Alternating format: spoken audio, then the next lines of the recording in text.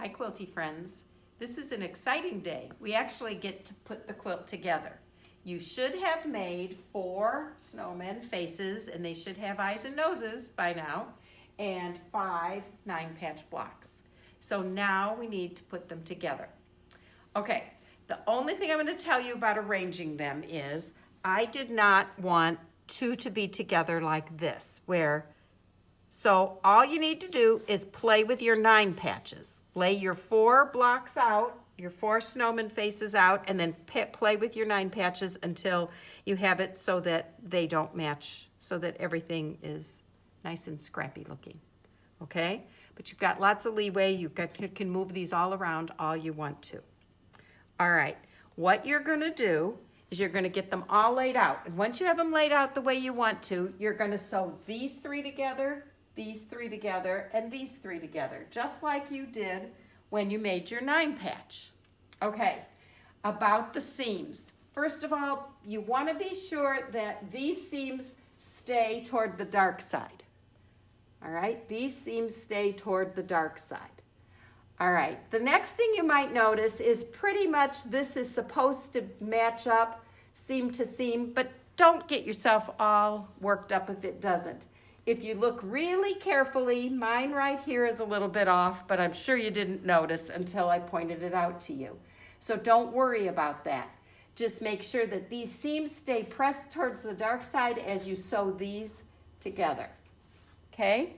Now, once you've done that, it's really easy to figure out which way to press, because what you're going to do is you're going to press toward the dark side. In other words, away from the snowman faces. So these seams are going to go this way, the middle are going to go this way, these are going to go that way, and you're going to get your nesting effect that you got when you put your 9-patch together. Okay, so again toward the dark side. The top and bottom row, they'll go out, and the middle row, they'll go towards the center. You should get a nice nesting effect so that they come together really well here, and then you'll have the middle of your quilt. Okay.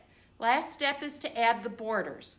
In your packet, number 5, which I didn't get out, that's okay, you'll find it. It has 5 strips. The strips have been cut with the fabric.